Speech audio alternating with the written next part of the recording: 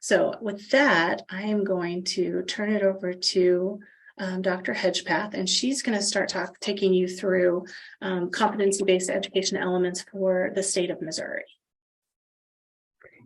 Deanna, great job doing a walkthrough and an overview of this document.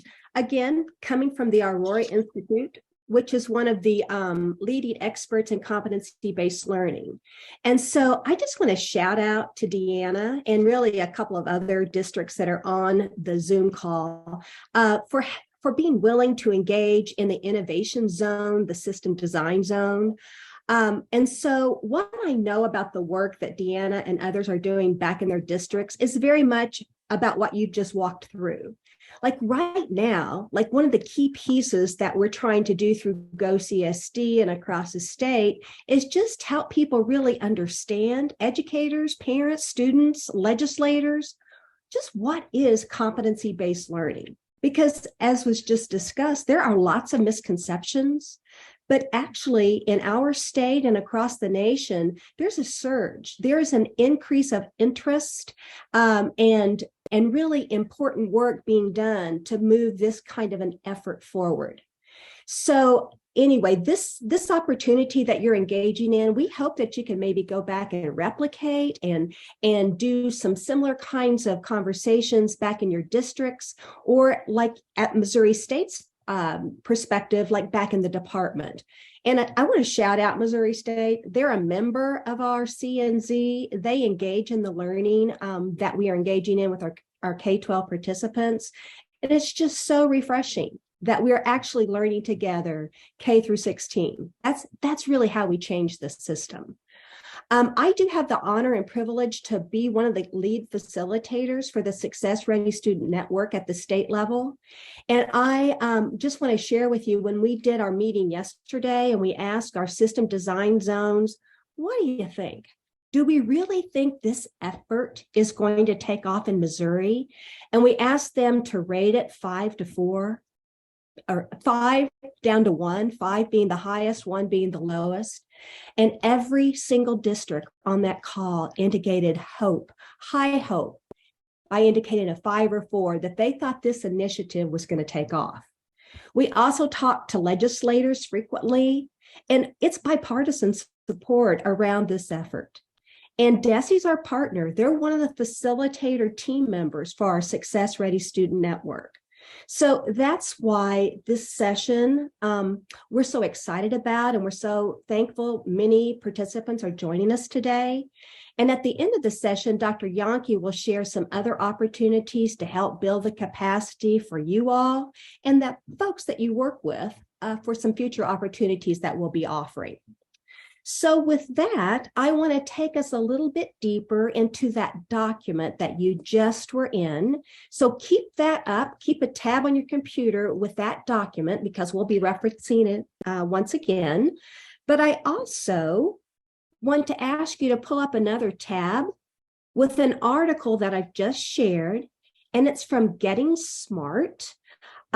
Which is another aspect of how Missouri and the Success Ready Student Network views competency-based learning. So I'm going to share my screen. And Janetta, would you mind to put our website address into the chat? Because I just want to revisit again something that's already been shared by Deanna. The website is a great resource for anything you need competency-based learning. It's srsn.org, and the website is right there. But again, everything we do in this network is around this framework. Students up. We're trying to help encourage districts. And as we're teaching in our prep programs, this idea, this concept of building an educational system from the student up, and being very cognizant about the knowledge, skills, and dispositions that students need to, first of all, be high school ready, and then to be college and career ready. And so that's where the article that I just shared comes into play.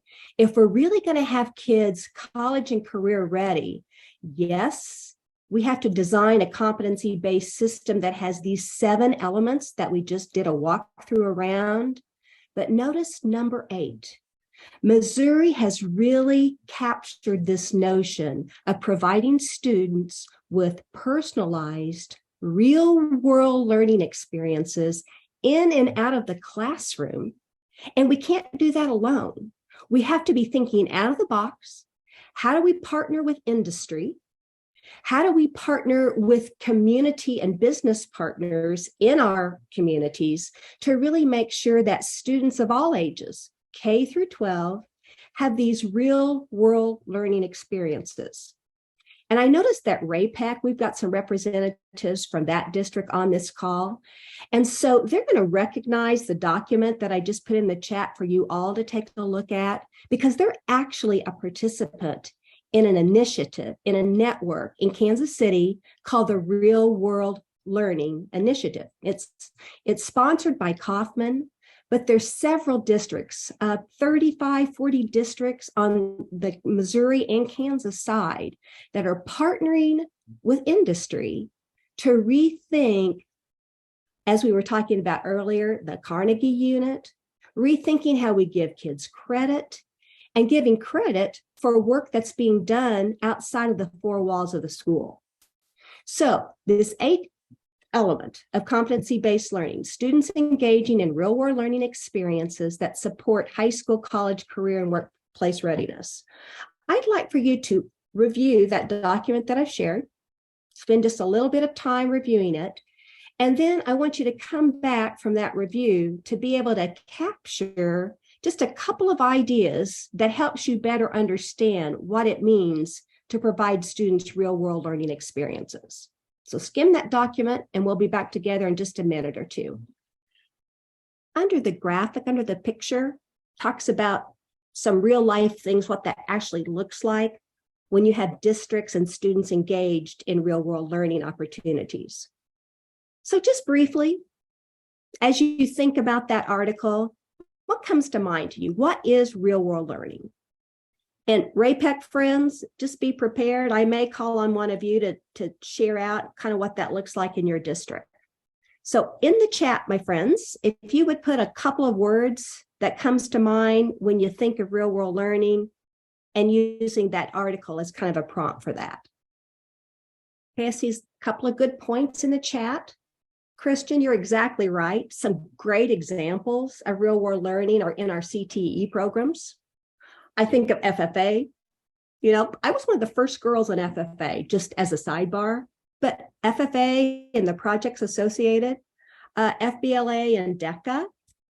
What else do I see? Authentic learning, opportunity for students to engage with real practitioners, like in the business world themselves. Internships, very good.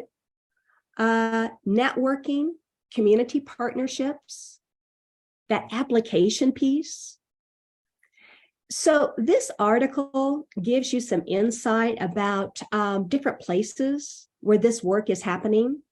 And I also want to share with you, you will see on this website that we've shared, probably by Monday, a great presentation from Tom Van Ark with Real World Learning, where he gives some specific examples of schools and districts in our state that are actually engaged in this work. But the bottom line is the real world learning aspect has kids thinking and learning outside of the four walls of the classroom. And a lot of times, I'm just going to put it out there, small schools are like, well, we don't have the industry to do this kind of work. So you think out of the box. So what kind of entrepreneurships might we create within our school that kids could be engaged with? And I love the example from Fort Osage. They bought for $1 an old building on their main street, which was kind of dilapidated, not a lot going on. And their kids created a coffee shop that's really a service for their community, as well as helps them get some real life learning experiences. So it's really about thinking out of the box. How can we provide our kids with authentic, real world learning experiences that makes their learning real? The other piece to this that I just want to plant a seed so that you will hopefully go a little deeper with is in the schools in the Kansas City area, they have collectively created this concept called market value assets. And I know like Ozark is doing something similar, and it's like a diploma plus or a transcript plus page 2. And it's where you actually honor these internships and these extra experiences that students are doing. And more universities and colleges are accepting those pieces as a part of the transcript work. It's also suggested to help kids create a LinkedIn so that they can actually put these experiences and opportunities that they have on their LinkedIn page. So as we think about this notion of real world learning, I want to put into the chat kind of where we're going to spend the rest of our time today. It's a document that we're going to work in some small groups that help us to unpack these different elements. And so I want to model first, and Debbie Yonke's going to pull that up for us. The document's there. And in a moment, we're going to go into some breakout rooms, 1 to 7, and we're going to assign you a particular element of competency-based learning that you're going to unpack in your group. But before doing that, I want us to collectively unpack element number 8. Now that you have this background knowledge around real-world learning, let's see if we can go ahead and capture some evidence of what that is in a collective group. So Debbie, you want to share your screen and pull that document up? And then I'm going to ask the rest of you to help me complete this graphic organizer that helps us to capture what it means to have the real world learning element within our districts. So the first question has to do with 3 to 5 words that just get to the essence of that particular element, that real world learning element, number 8. So in the chat, or just shout out, unmute yourself, what might be some words we would put in that quadrant? I tell you what I think I'll do. I'm going to capture some of the words, Debbie, just to model for us what we need to do. Some of the words up above. Christian had relevant, so let's put the word relevant in that quadrant. Karina had community partnerships, so let's put that in that quadrant. Let's also put internships, projects, etc. And so that's the way I would like for you, when you get your assigned element, to think about just focusing in as we jigsaw through the different elements of competency-based learning. So that captures real-world learning. Now, let's go to the second quadrant. What's some of the, what would this look like? The CBL look like? What does it actually look like when we see it in a school setting? So we've talked about this as we read the article. It might be internships. It could be a school-based business. And there's several things that we could put under that particular quadrant, that second quadrant. Now then, help me with this third quadrant. So the second row.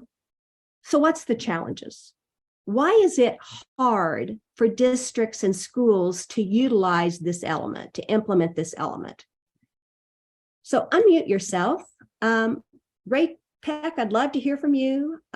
Any other smaller district, larger district? What's the challenge with trying to do real world learning in our districts? Sometimes I think it's capacity and experiences. As a former vocational teacher, I know there was a lot of time 25 years ago when in the summer times we did different internships in businesses where they paid us.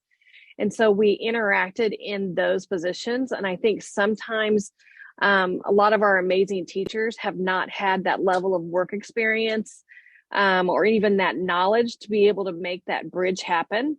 And so I feel like sometimes the thing that holds us back is just being able to create a variety of experiences for teachers as this type of as professionals that can create these types of scenarios. Oh, such a great point.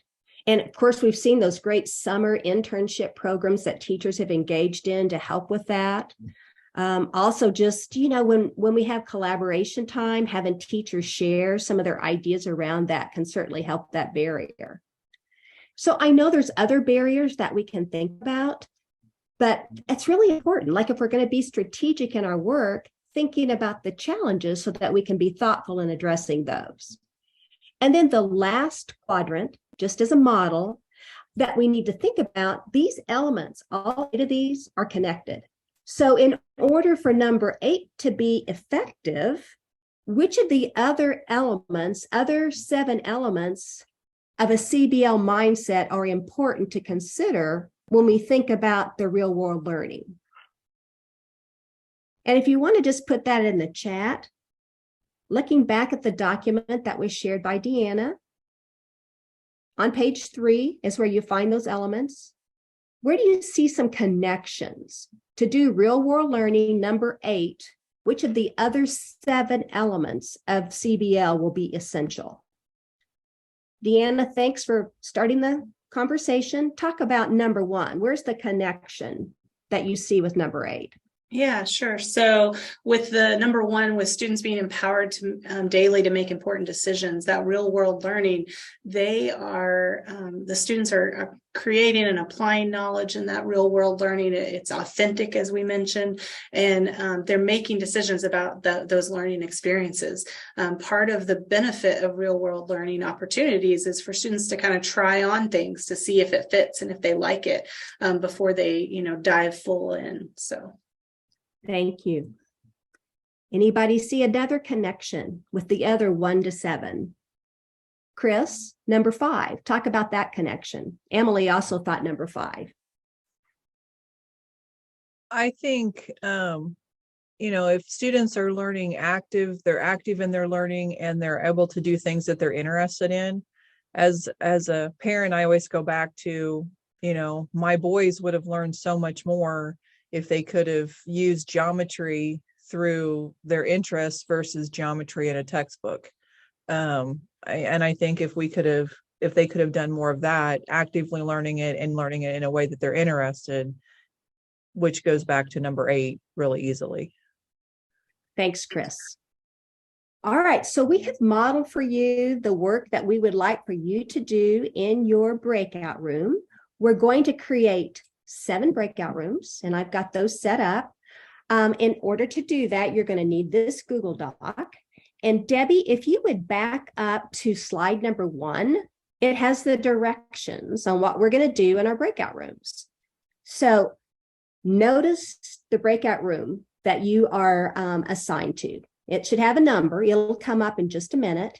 And that is then the PowerPoint slide that you need to work in. So Debbie, if you'd scroll down, and we can see slide number 4 is where group 1 will work.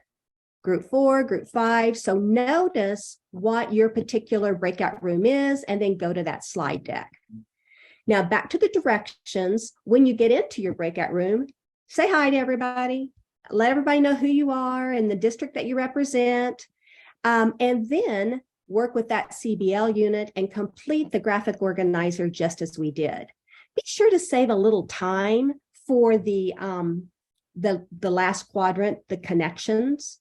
But for the most part, the document that Deanna used with you to do the walkthrough, you're going to have that as a good resource. The questions and answers that were a part of that will be a really good piece for you to use as a resource. But from what you know from your own experience and from the sessions that you just listened through, do your best to complete the quadrant with your group. And then when we come back from our breakout rooms, we're going to have the different groups do some sharing out and especially talk about the connections they saw with other elements. So do you have any questions, what to do in the breakout room? We're going to give you about 15 minutes. So think about that. That's about 3 minutes, 4 minutes per quadrant. So use your time in that regard. Welcome back from your breakout room. I popped in several of the groups and such great conversations were happening in those groups. We've got a few that are waiting till the last minute. I believe everybody is back. Yes. So let's take a little bit of time, and I call it cross-pollinate our thinking. So now we have 7 groups that are experts on one of the competencies that they studied. But as it's very important to understand, these are all connected. So we can't just look at these in silos. They are all interconnected, interrelated. And so I used this Google Doc as a great way. I'm going to share my screen. I'm going to pull it up. The slides that you all worked from, I used that, and I heard this from this group that I'm going to share first. Group 2, heads up, I'm going to ask you to be kind of our first group to present. But this form that I used, this slide, was a great Google Doc, a great formative assessment for me, because I could look through and kind of see where everybody's thinking is and find some good places to ask folks to further share what their thinking was. And I think that ties really nicely, group 2, to the conversation that you had about unpacking this element around assessment. So if I could, one of the folks from that group, would you just kind of capture in 3 or 4 sentences kind of the big rocks that you all talked about in your group? Sure. So I agreed to speak for the group. So I think we talked a lot about rethinking the ways that we think about and use assessment so that it becomes a tool for helping students grow, to empower them to make decisions about their learning, and to rethink sort of how we conceptualize rigor. And so those were some of the big ideas, I think, that we came up with. And we saw a lot of connections, of course, to the other elements of competency-based learning. So for group 2, I see that you made a connection to timely differentiated support. So that's group 3. So as you think about assessment, someone from either group 3 or group 2, why is assessment critical to the differentiated support or the feedback piece? What's the connections there?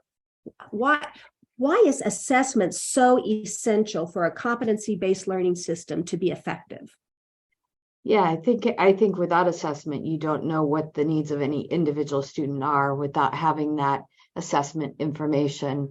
And then I think providing that timely and differentiated support, part of that is that sort of feedback loop of assessment, particularly if we're thinking about assessment as a formative process that leads to actionable results for students. So I don't think you can pull apart 3 from element 2. Thanks, Mary. And that really brings us to group 3. So anyone from that group that would like to speak, help us to better understand what this notion of timely and differentiated support's all about. Well, I'm not sure that I volunteered, but it seemed like in the last 3 seconds I was nominated. So I think related to what you were saying, we put number 2 as a precursor to ours as number 3. We can't provide that differentiated support unless we've got the meaningful assessments. As far as keywords, we talked about being individualized, RTI, and MTSS, which was a new acronym for me, which I can't believe there are acronyms I don't know in education. But we really talked about in the school setting that it needs to be frequent, targeted, timely, small groups, individualized again. And we kind of started a conversation about how this looks in secondary versus elementary, how elementary teachers naturally are okay with small groups and differentiation, and that there might be a little bit harder buy-in in secondary, but then there's, well, and I'll stop there. So I might build on just a couple of things that she said. The feedback, notice, comes from small groups. It can be individualized. And of course, it's important to be timely. And this really goes back to the importance of formative assessment, which I heard group 2 talking about. The power of formative assessment, just those timely pieces of information that we get throughout a lesson that inform the instructor what students need, but just as importantly, informs the student where their learning is. And to be mindful that other students can also provide feedback and use that assessment data. So some really good points about the connections between number 3 and number 2. And really, I think the importance of all of this is to know that the power of the assessment, which is really key work of the SRSN, we would love to see a state assessment that was better aligned to these timely assessments so that we can use that information at the classroom level in a more meaningful, reasonable way. Now I'm going to bump down because I heard the best conversation in group 7, talking about rigorous and common expectations. And this one actually is threaded through everywhere, right? You're going to see rigorous common expectations as kind of a fundamental piece that's threaded through all the others. But group 7, I give you permission to be transparent about the conversation that you all had. It was great. It's what we're all thinking. And I think it would be helpful for the rest of the group to kind of hear some of your, especially challenges. That's where I heard a lot of the conversation. Well, we try not to be negative. It wasn't negative. I think what we landed on is it's just so big. It's so, it is, like Deanna said earlier, a paradigm shift. And a couple of our group members were from very small schools, and we could get our head around the whole idea with CTE or career pathways for the high school. But when you start talking about these real life work experiences and the competencies that you have all the way down to kindergarten, that's just a lot to try to put your head around. And so it wasn't as if we didn't see the value of this. It's just, how do we create expectations and competencies and transparency that are measurable and that are transparent and that everybody understands in communities that haven't looked at education this way before. And how do we prepare with resources, with teacher preparation, with all these obstacles that could get in the way of something that actually is kind of exciting? But what does that really look like practically? So I think that summarizes what we talked about. And it's really a great segue, Leanne, to kind of bring our session and our conversation to a close, because you hit the nail on the head. Districts, educators across our state and region are in a lot of different places when it comes to competency-based learning. And so we got to go slow before we go fast. Mm-hmm. We can't start working on proficiency scales and all the higher level work associated with this, redefining our schedules, doing all this real world learning effort until we build foundational understanding with our teachers and our leaders. Mm-hmm. And so with that, I'm going to transition back to Debbie Yankee, and she's actually going to talk with you about some other ways we think might be helpful to districts and departments to further build capacity around this notion of competency-based learning. Thank you all so much for engaging in that conversation. So